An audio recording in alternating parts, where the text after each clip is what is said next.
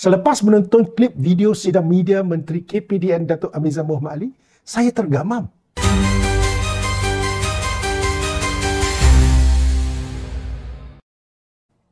Kan sebelum ni, Menteri kata terikat dengan pindaan akta pada tahun 2021. Sekarang, boleh pula. Kabinet dan Menteri buat keputusan. Ini bermakna ada punca kuasa untuk Menteri melakukan sesuatu. Jangan salahkan saya. Datuk Menteri, kamu kata Kabinet sudah bersetuju untuk pindah peraturan-peraturan kawalan bekalan pindaan 2021 yang dibuat pada zaman PNDN.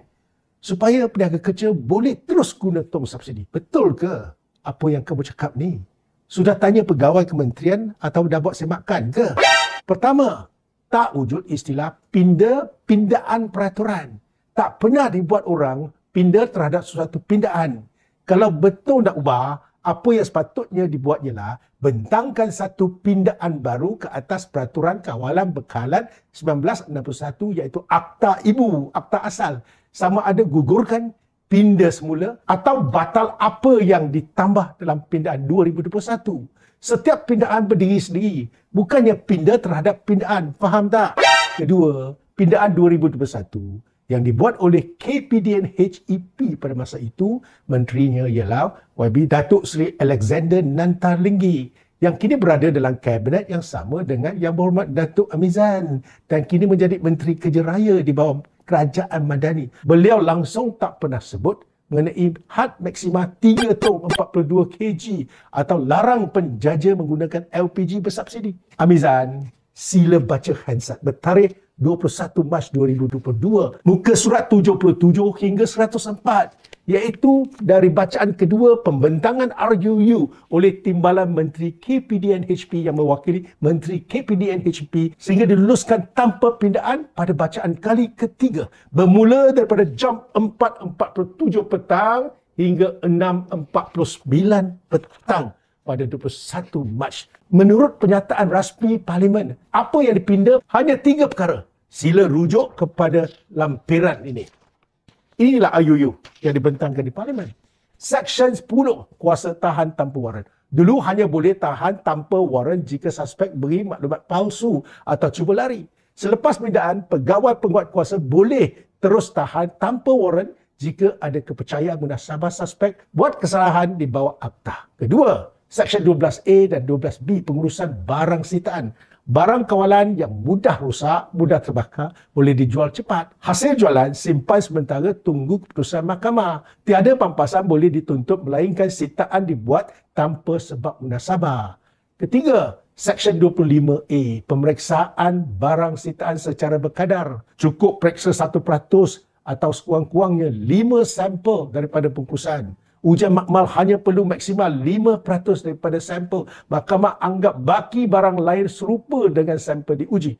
Kesimpulannya, pindaan pada tahun 2021 hanyalah untuk memberi kuasa penguatkuasaan lebih luas kepada pegawai KPDN. Bukan untuk hadkan 3 tong atau larang premis komersial pakai LPG bersubsidi. Saya juga telah menyemak setiap ayat di dalam Hansard Dewan Rakyat semasa perbahasan.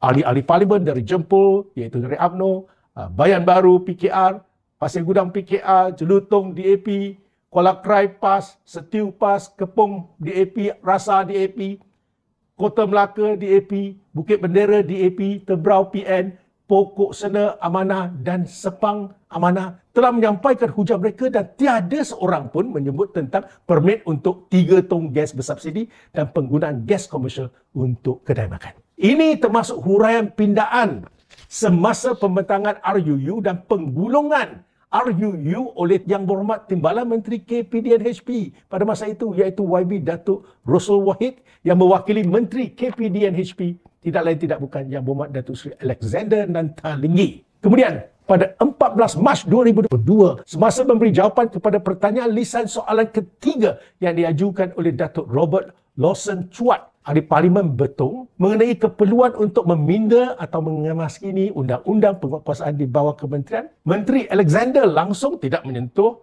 isu penyimpanan 3 tong gas bersubsidi. Isu itu tidak disebut sama sekali.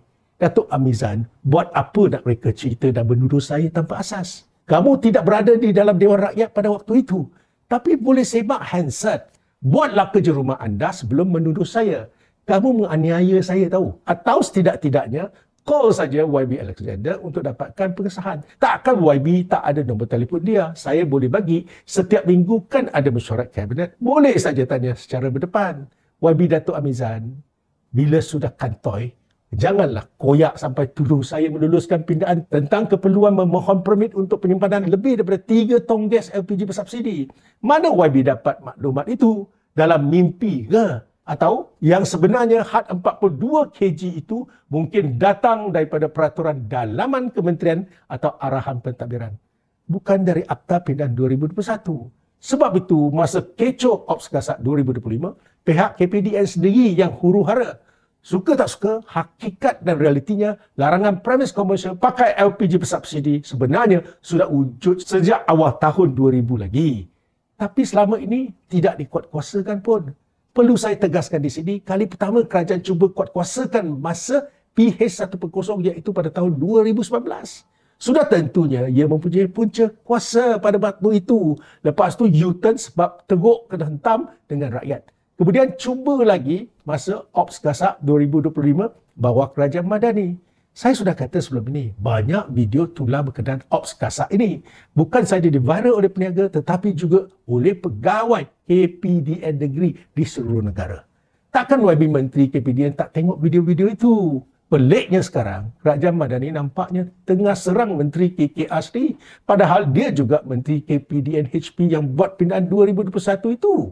YB Amizan, ada masalah dengan YB Alexander ke? Selesaikanlah secara baik. Buat apa nak libatkan dan serang saya pula? Tak berani nak bully Alexander atau sengaja cari pasal dengan saya? Apa-apa pun, kalau kerajaan Madani betul-betul membenarkan peniaga kecil guna gas bersubsidi, maka ini adalah kemenangan buat rakyat secara keseluruhannya.